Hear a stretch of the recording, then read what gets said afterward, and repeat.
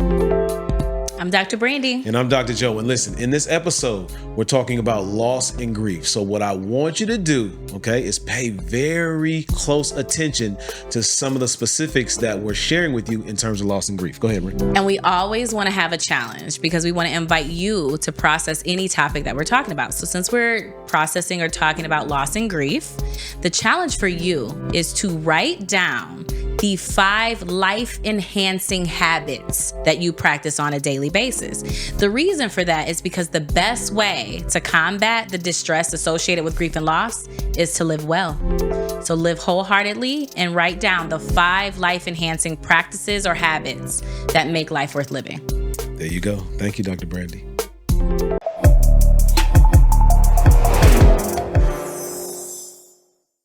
I'm Dr. Brandi. I'm Dr. Joe. And you're in for a hell of a ride. Everything, life, love, and legacy. So I am known as an iconic licensed psychologist, global trainer, speaker, consultant, all things leader, mental health. I love that. Well, a lot of people know me as an international speaker, peak performance coach, and I've written a few books as well. You're also my husband. I am. We're 12 married. years. It's about. Yeah. Almost. You keep rounding up. And you're my baby daddy. 2 kids, 10 and 8.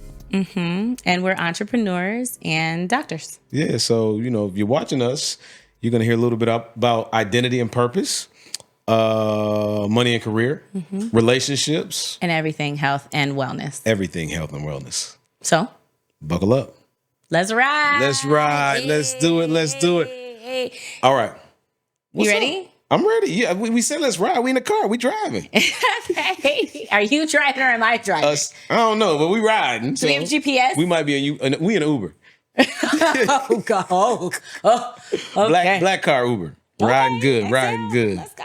Hey. So what's up? So can I tell you my weather report? Oh, you jumping right into it. I'm with it. Okay. What's the weather report? Yeah, I want to tell you the energy I'm bringing today. Okay. I started the day like it was feeling like maybe you could start. Wait a minute. So I'm gonna give you your weather report. It sounds like it's a little cloudy. It's like it's a little foggy. Something ain't right over there. You okay? Tune in. You okay? Okay, I got you. You go. What's your weather report? So for me, I am feeling amazing this morning. I got a workout in. And I say it all the time. I woke up, right? Yeah. So it's sunny out, but real talk, it's sunny out. And I feel great. That's good, honey. I feel great. Yeah. What about you? You got it? You got it now? No, I really feel good, but I did kind of wake up feeling like really tired. I didn't even refresh my curls. Yeah, but think about it. You have the right to do that. Like, I don't think a lot of people know we're caretakers. Yes, I woke up so sleepy. Yeah. Like I was going to try to work out this morning, refresh my curls, all that, but it didn't happen. Yeah, it's looking a little That's all nice. Right. Nice. Look at you. You thought I was going to talk about you. You look good. Yeah, okay. You look good. Thanks, babe. Yeah. I'm not cracking jokes. So I was kind of like, the sun is setting, kind of drowsy-ish. Okay. But I done found my energy. I like hanging out with you. Do you? I do. So it's sunny out. Yes. I love and that. You know what, baby? You brought the sun. You brought the sunshine into my life this morning. You know what I'm saying? Sometimes I just, I step into the room and all eyes on me, Tupac style, baby. Yeah. And all of a sudden, the clouds roll in. You hear the voice. I could put the radio voice on. Please don't. Yeah, so you're so listening extra. to WNO. Okay, so anyway, what's top of mind for you? What have you been thinking about? What's on your spirit? What's on your mind? Tap in.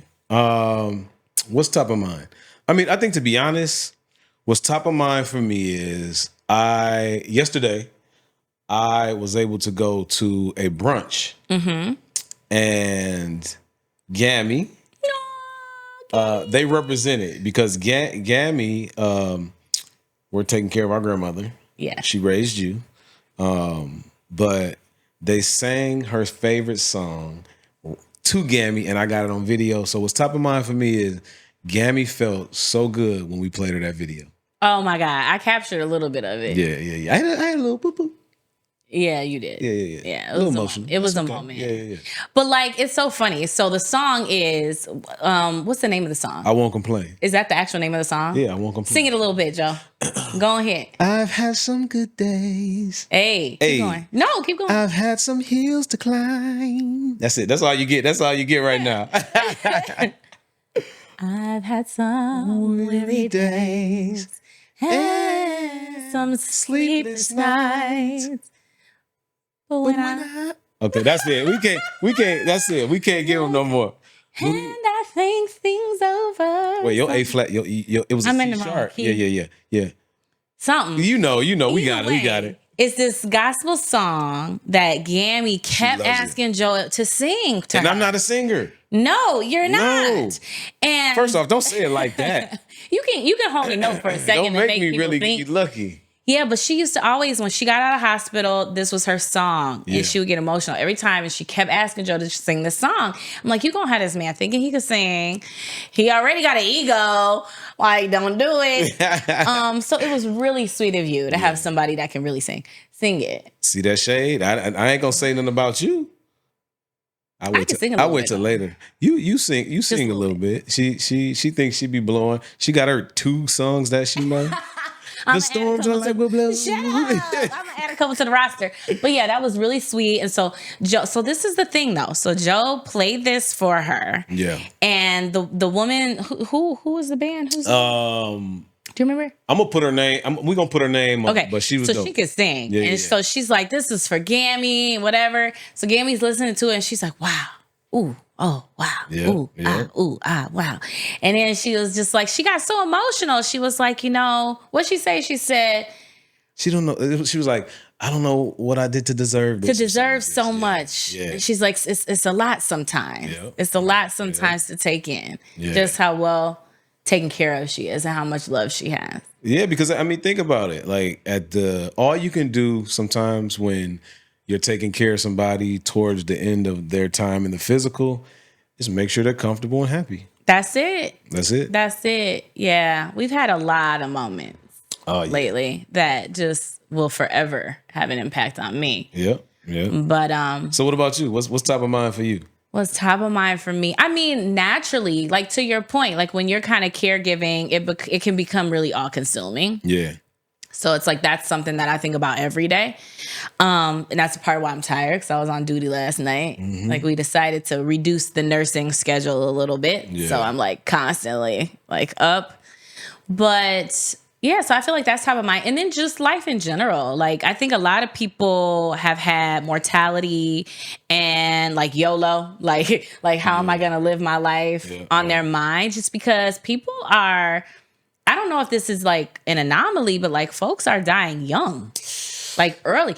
An ex-boyfriend of mine had a cousin who just passed of a really like serious cancer at 42. That's young. I think she was 42, 47, 42, either way, young. Either way, that's young because I think, when you're younger, you're like 40, that's old, 40 something, that's old. But as you get closer and closer to 40, 50, you're not old. No, you're just like, that's like adulthood. I feel like that's like prime time. And I think 40 and 50 in our generation looks different than it did for like our parents and our grandparents. Shay, are you saying they were old, but we're not? They was sitting on the porch. Hey, y'all, what you like? That is such a microaggression. Ageism. Hey, that was ageism. That was it. But I'm just saying they didn't. It wasn't. I don't think it was much. But I get what you're activity, working out. No, I get what just you're like thinking about long-term health, right? But no. That's you're right. Like people are dying younger, and I don't know. Can you chalk it up to just a lifetime of how folks live? Can you chalk it up to just random? Can you chalk it up to the pandemic? Right? Like I'm gonna tell you what it is. Yes, thank you, baby. I'm gonna tell you what it is. It's a lot of shit going around. I mean, cancer, like it's autoimmune diseases. I mean, I don't think those are life threatening, but still, they impact your quality of life. Like, there's a lot of things that people are navigating. Yeah. Think of our era. Like, our era is like what? Swine flu, obviously COVID, all kind of stuff. Chickenpox. No, babe. No, I know. I'm just saying. I know, but I'm just saying. There were so many like in our age, like our generation has dealt with a lot of stuff. Oh, yeah, for sure. But stress. Oh my gosh, stress. Stress probably, is the number one, the number one issue that creates the physical issues within people. Yeah. And then, it really messes with your head. And then, people start to overeat, overdrink, overwork out. All the body stuff, it's just so much that goes. See, that's what bothers me a little bit about the whole, it's such a singular perspective. Like, you have to work out, you have to eat well to be healthy. You got to get your soul and your mind right. Very true. Like, that's healthy. Everything else falls into place. Everything else. Yeah. It's like a cyclical relationship, though. It's a complementary relationship. You feel good in your body, then the likelihood of your mind being clear is better. Mm-hmm. You feel good in your mind, and the likelihood that you're disciplined enough to take care of your body is better. Very so true. Both kind of go hand in hand. You feel good. You think good. You talk good. You look good. You look good. So essentially, not just good, well. Healthily. Health. You making up a word? No, that's a word. I think. Well, healthily. I don't know if it's a word. You the doctor? Well, it is today. I'm a doctor too, but I'm not an English PhD. You forgot who you were, Dr. Joe.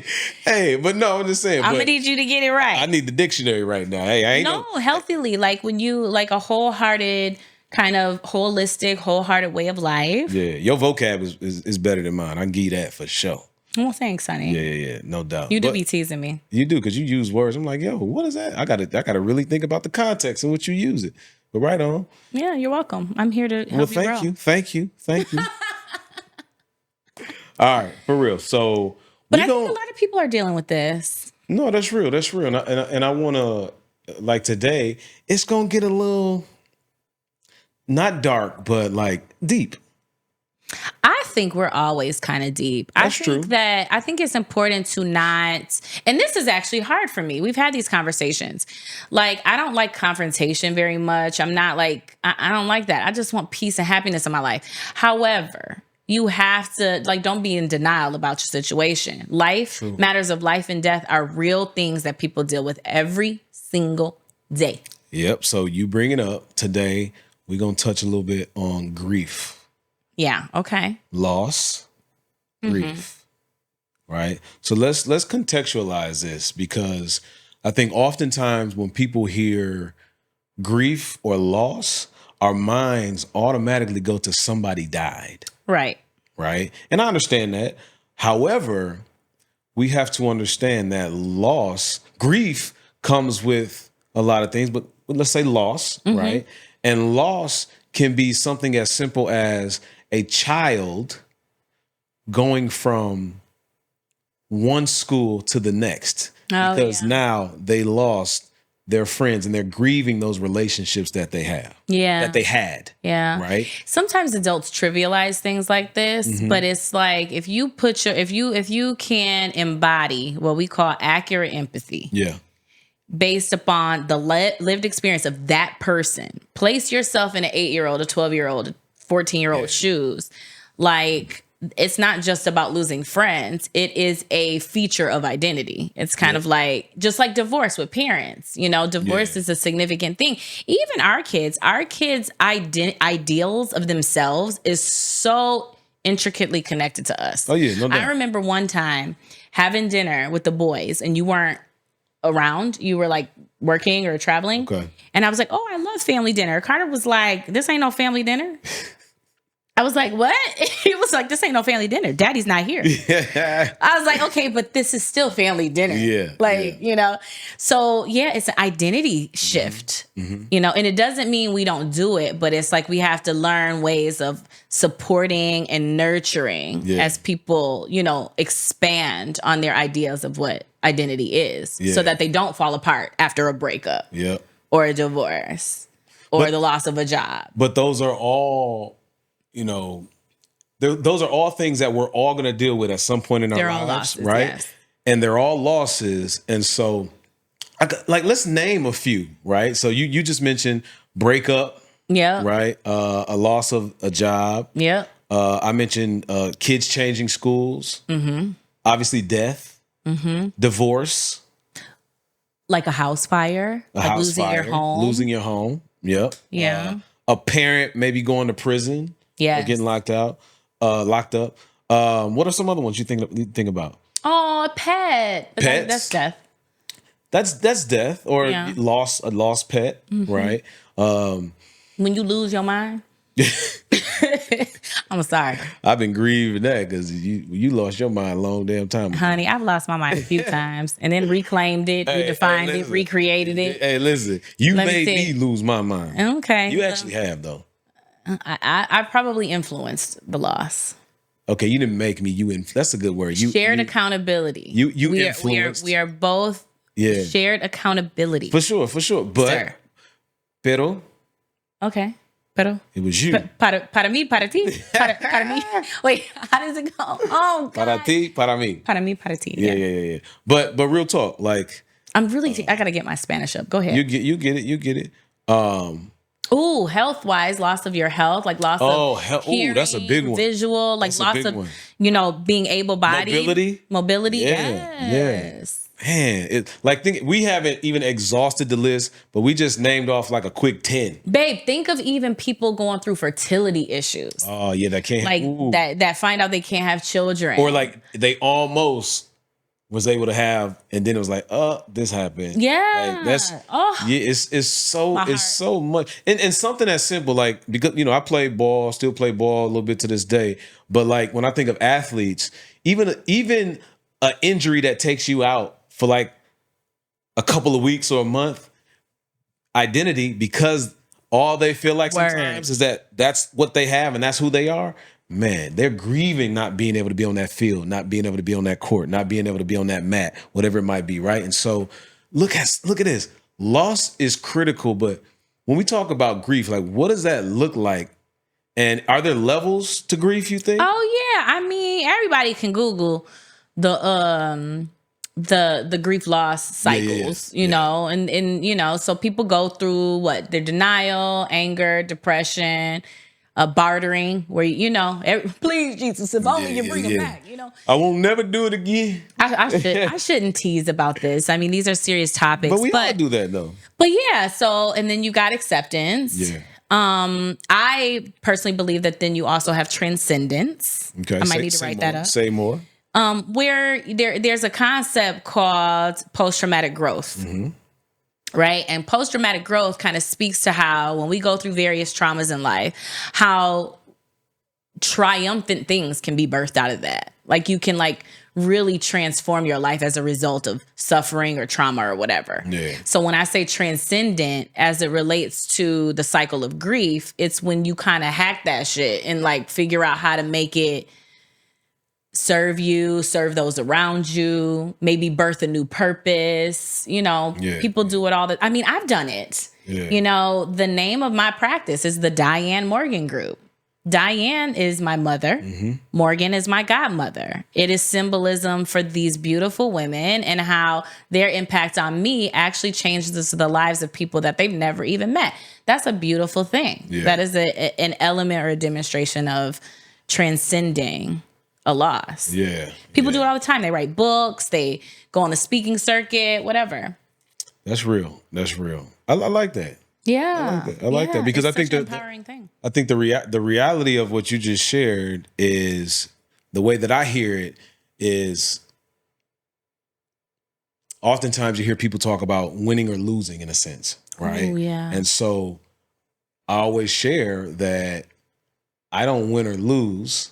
I win or I learn. And so whatever lesson you're taking from the so-called loss that you just went through, and you move forward with what you just talked about, right? The transcendence.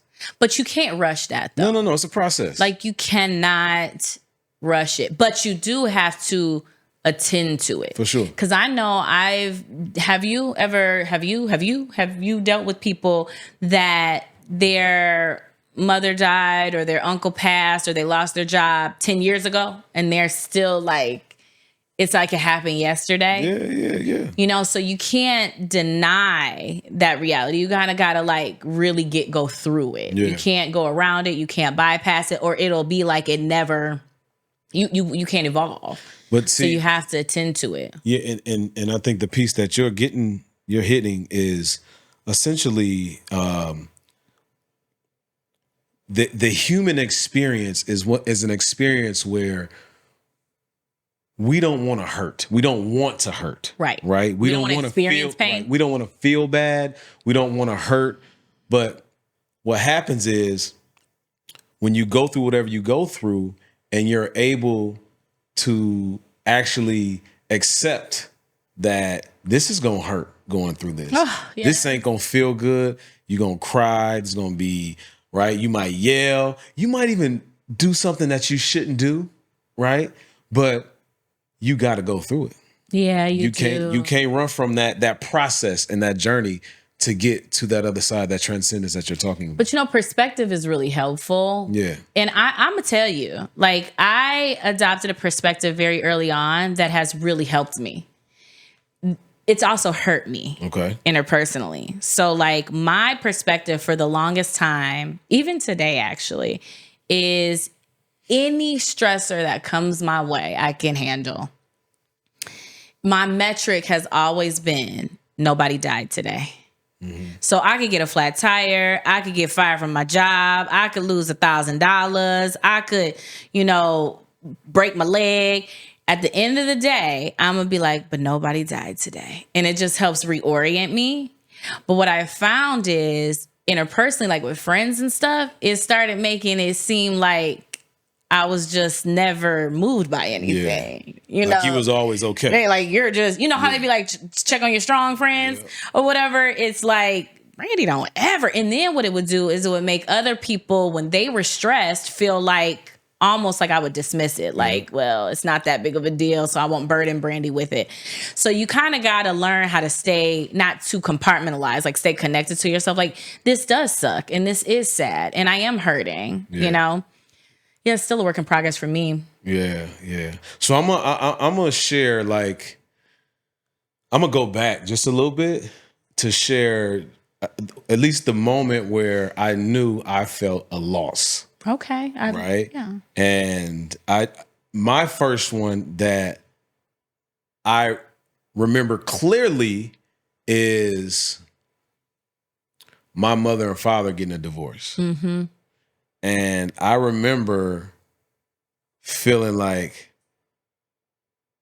who do I go with? Right? Ooh, that's a tough one. My mama, my daddy, like what? Like I knew I didn't know everything that was going on, but I knew something wasn't right in their relationship, right?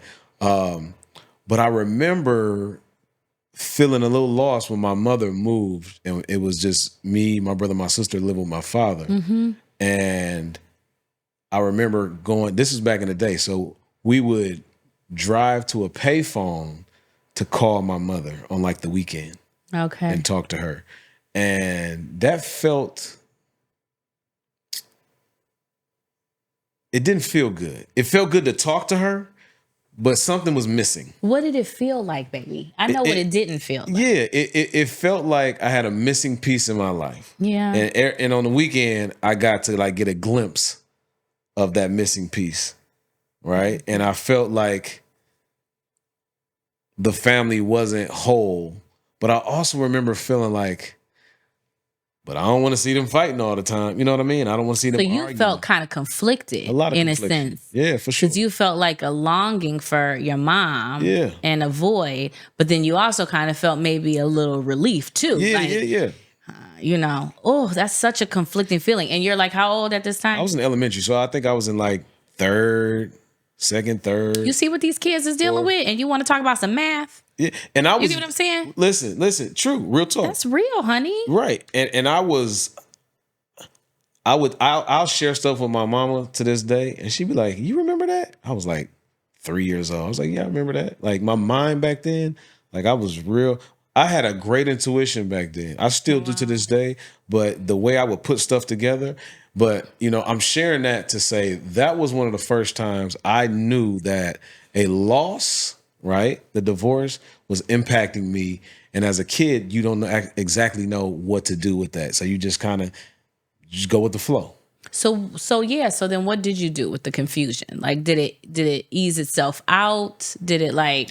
Well, I remember us being very adamant about we want to go live with my mom. After a while, we want to go live with my mama. And once my mother got situated, we ended up moving with my mother. But then I remember feeling bad that I left my father. So you still feeling conflicted. So Man. you reconcile one thing, but then it creates another. Yeah. You know, you talking about this specific loss is like it highlights how we then endure multiple losses because the loss of that marriage impacted the dynamic of your relationship with your parents. Yeah. It also impacted your like livelihood, like where you were living. Yep. So now you're losing like friendships or like the comfort of your room or your home, you know? So, and then again, the identity piece, like, okay, well, where do I belong? Should I be with mom? Should I be with dad? Like where, you know, that's a hard thing. Yeah. And then it went from, because remember, my father was in the military.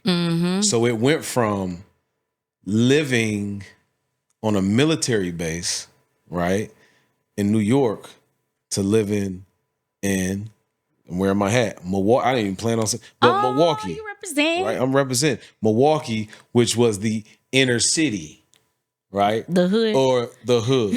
Remember, the hood is not a place, just to be very clear. But, right? But still a very different. So it was different. Know. So you feel like you lost that part, but now you coming. So that was when I think about loss and grief. That for me, that comes up for me immediately. But what about you? I do have to ask you a question. Okay. And this is like a tough question. I feel like. All right. Where did you feel most settled? Like most at peace? I felt most at peace, if I can remember correctly, because my family's so large, right? Being around my family. Because back then, being in Milwaukee. Back then, we were all, I got like almost 30 first cousins on my mama's side, right? And so being around my whole family, that felt great, but I still knew something was missing because now I was talking to my father every blue moon on the phone. So it was just like in reverse. You know what I'm saying? So, and I could just imagine how it impacted my brother and my sister. You know what I mean? So, yeah, it's interesting as a kid.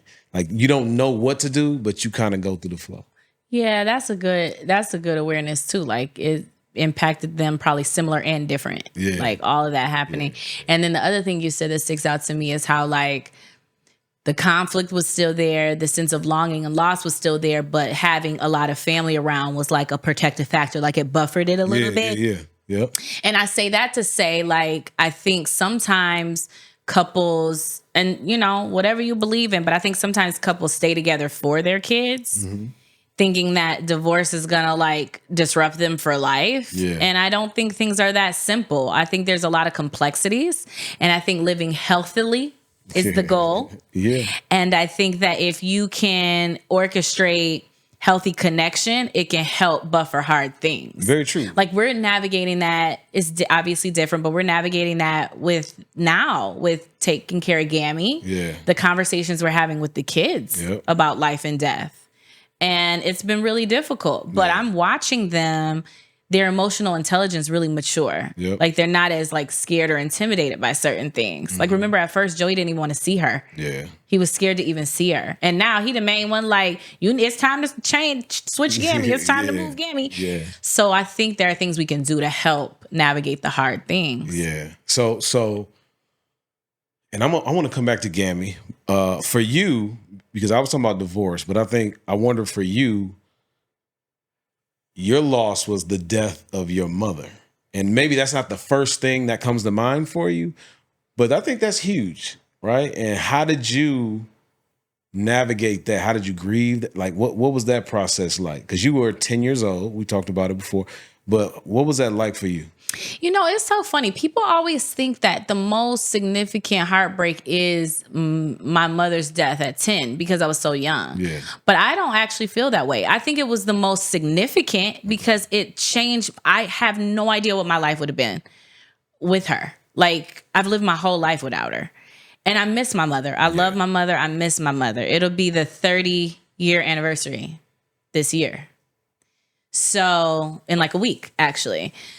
So it's significant, but I think on an emotional level, the hardest ones for me were probably my godmother and probably my grandfather.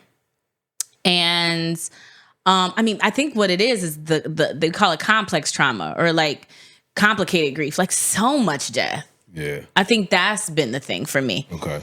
Is that like so much death. And then the thing with death too is a lot of times, depending on how traumatic it is, it's not just the death itself that hurts. It's the way in which it's reconfigured my life. Just like you, the divorce of your parents changed your life so much. For me, little stuff, and I hear people talking about this all the time. I remember me and Yvette, that's my godmother. We were very close.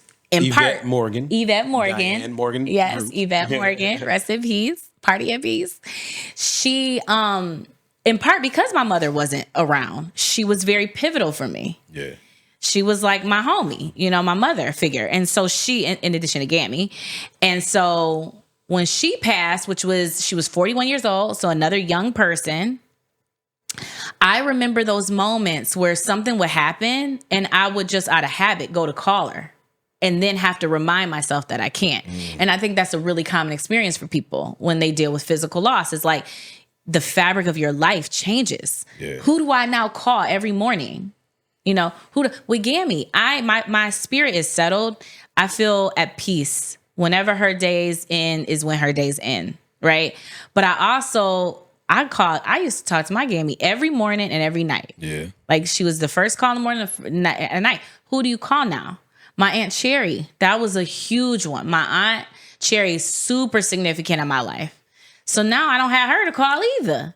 So it's like the way your days change, even losses that maybe don't feel as quote unquote significant in an intimacy way, but they have such an impact on you. Larry Rogers, like where do we go for the 4th of July turn up? Like we always went to the Rogers house and it was such good memories and we don't have that anymore. Yeah. Or even, as you're talking right now in this moment, I even just thought about my grandfather when after he ascended and passed away, all this craziness started to happen in the family. Yeah. Right. And so people don't even think about the impact, the trickle down impact when somebody's so significant that within the family structure passes away. That's right. How does that change everything? And disrupt things. Yep. And death can really bring out the worst in some people. Yeah. Which is unfortunate, right? Because you would hope that death specifically makes you rethink about how you would like and desire to live your life. Yeah. But sometimes it brings out, and you also can say, well, folks are grieving, so they're not who they really want to be for a moment. Well, it illuminates what's real. Yeah. So if there's dysfunction and disruption and it'll show itself. Like you can't, whatever it was that was like hiding it or camouflaging it may not be there. And so you see things for what they really are. I was going to ask you, because I think people have this debate all the time. So my mother died really young, very suddenly. Yvette died young, really suddenly. My grandfather was diagnosed with cancer and we watched him die. Yeah. So it was a terminal illness over a period of time. Yeah. You've endured this too, where your grandfather, you had time. Yeah. You feel you've reconciled that. When you have had when you have had the relationship when you have attempted to create the relationship that you desire to have with people you love, when they pass, your grief journey is way better. Oh, for sure. It hurts, but you don't have that turmoil. Yeah. Like you feel at peace usually. And you had that with your grandfather. But what about sudden things like Shanti? Yeah. I mean, that was a sudden, my little cousin Shanti, that was sudden. I'm gonna come right back to that because you had me thinking I don't want to forget this.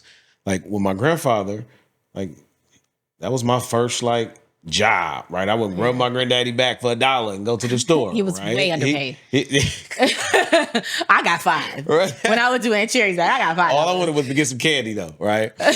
but I had a great relationship. We would go eat. I would always go see my grandfather. The one that I have a little bit of is my Uncle Butter. When Butter passed away, I was supposed to interview my uncle, but I kept like, I'll do it next time I go. I'll do it next time I go. And I never got a chance to interview my uncle. Right. And so now you talk about Shanti, like, you know, Shanti, that hurt, one, because it was so sudden and she was so young and she has so much life. She was so vibrant and it was just a personality, but like she was so young. She was getting ready to graduate high school, never got a chance to graduate high school. And I watched it impact my family, like my cousin and my aunt. Like it was hard. That was a hard one. Yes. Like, and people, like I'm pretty sure my cousin Tiffany is still like grieving and she's working through it. But how do you get over the loss of a child? You don't. That's why I talk about transcending. Like you utilize it almost. I feel like you utilize it to create more love or purpose or intent. I mean, that's the only thing to do. Otherwise, it's just depressing as hell. You go crazy. Like, what else what else can you do? And it doesn't feel that way every day. Like some days are very sad or we're very tender. Yeah. That's normal. Yeah. That's human. Well, you know? Well, listen.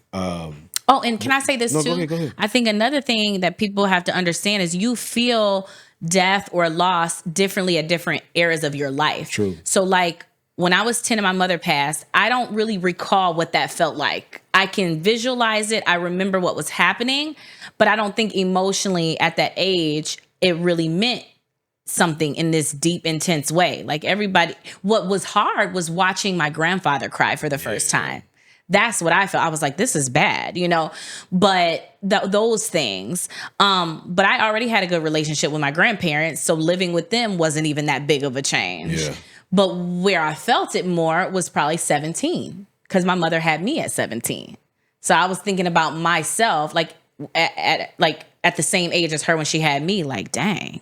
And then I had a lot of respect for my mom. Like, oh my God, thank you for having me. Yeah. I remember at 28, because I outlived her and I was pregnant with Joey. Yeah. And I was feeling like, whoa, like I'm just getting started. So that was a hard year. So I grieved in an intense way at 17, at 28, at when I graduated with my degree, at, you know, there's these the day that I opened the Diane Morgan group was the 29th of June 29th, 2017, which was the anniversary of her death. And it was not planned that way. Right. I was supposed to open my practice July 1st, and they let me go into the office early. And I was writing the date right before a client was coming in. And I realized that it was the dates. And it felt like my mom saying, job well done, or I'm here. I'm bawling crying before the client come in. So it'll hit you like that. Yep. That don't mean you're not over it. Right. And I remember you saying, when JoJo turned 10, Joey. Oh, this last year has been an interesting year for me. You were like, I was 10 years old when my mother passed, and I don't feel like it was enough time to. I just remember you saying that hits you different when you in it. Yep. Like you can't anticipate that, and then you can't dismiss your healing journey because of that moment. True. Like just because the last year in some ways has been harder for me because Joey's 10, that doesn't mean that I'm like unreconciled. It makes sense. Yeah. I'm looking at my 10-year-old child like, wow, what if this was it? That's true. You know? True. So, yeah. It's a lot. It's a lot. Now, listen, I want to make sure we just give something tangible. So, can you just see? Babe, I'm sorry. Okay, no, I cut you off. I'm sorry. Because I'm about to wind us down. Go ahead. And I was about to rev us up. Go ahead. I'm just gonna throw this out here, and if this is of interest for people to talk about, because you asked in the beginning, you were like the different types of losses. Yeah.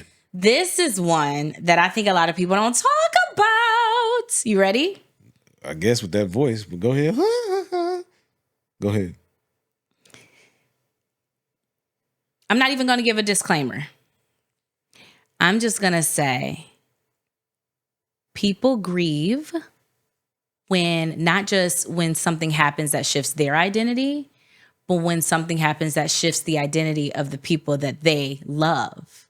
Okay. So what about a parent that finds out their child has, you know, a disorder or a disease? Yeah. I just got word that someone found out their child has autism. Okay. and they're grieving. Yeah. Because that doesn't mean they don't love their kid. True. That doesn't mean that they're not good parents. They're having to reconcile. This is what I thought parenthood was going to be. Yeah. This is what I thought my child was going to be. What about kids that come out as lesbian, gay, or trans? Yeah. Or like, I mean, prime example, the Caitlyn Jenner situation. If your pops or if your parent comes out like, way later, what do you do? Right? Like, that's a lot. That's good. You know, that's good. Yeah. Like there's a grief journey there too. That doesn't mean that you harm people or you shun people. You know, that's not what we're talking about. But we're talking about how people reconcile grief. Yeah. When life isn't as they thought it was going to be. That's real. That's you know, a parent has to work through some things sometimes. Yeah. And or a child. And then I'm gonna get us on to the finish line. Sorry. I just had to throw it in there. But you made me, that was great because you made me think about also the fact that, like, just think of relationships when one person is evolving and growing and that other person isn't evolving and growing as fast. And now they're looking at them as though, like, who are you? Right. And so they're grieving, like, I want the old person back. But the reality is that old person probably ain't never coming back. That's right. So people diverge in that way. Yeah. Loss, grief. Loss and grief. So as we wind this down, just give like 3 things really quickly, okay, that people should do when they're grieving. Slow down. Slow down. Sit your ass down. Okay. Because typically people try to assuage their discomfort. Assuage. See, they go to words. They distract themselves. They party more. They hang out more. Work more. I got to distract myself. Sit your ass down. Sit down. Okay. You will not drown. So sit down. What's next? He's like, hurry up. Sit down. Enlist your support system. Okay, support. Ask for help. Ask for help. It don't even got to be help. Ask for help. Share your thoughts. Express your feelings. Whatever. Okay. Spend time. Right. And then the third thing I would say is they should do adopt practices of like introspection or reflection. Like every therapist loves journaling, but it's really, really useful because it helps you like dump in a really contained way. It helps you like, and really, really beef up like your basic self-care regimen, whether that like your eating habits, your sleep, really, really hold those sacred and protect them. You need them. You need them to endure a grief journey. Love that. Love that. So listen, my takeaway is bonus. And bonus is we call it narrative therapy, but like reading memoirs, listening to podcasts, like getting your inspiration and your encouragement from other people. I got you. Oh, bonus. No, so you ain't getting, I wasn't even gonna let you say another bonus. Oh, go to therapy. Hello. Go to therapy for sure. But listen, my takeaway is we all have a process when it comes to grieving, and we have to honor whatever journey that our life is taking us on. And I love what you said. Slow down. Slow down. What's your takeaway? That was it. Those were my takeaways. I love it. I love it. So anyways, we're talking about loss and grief today. My takeaway. I just asked you what your takeaway. No, you don't. No. You don't have a takeaway for today. Your time has exhausted. So with that said, we're talking about loss and grief. Not cancel culture. Cancel this specific time during this podcast. So with that said, it was quick. With that said, this podcast is sponsored by the Diane Morgan Group and the Joe Johnson Group. Make sure you go check us out. But what's most important today is make sure if you've had a loss, if you're grieving, take some of the things that you've heard today and make sure that you implement it into your life. I'm Dr. Joe. I'm Dr. Brandi. And you've just been taken on a hell of a ride. Take care.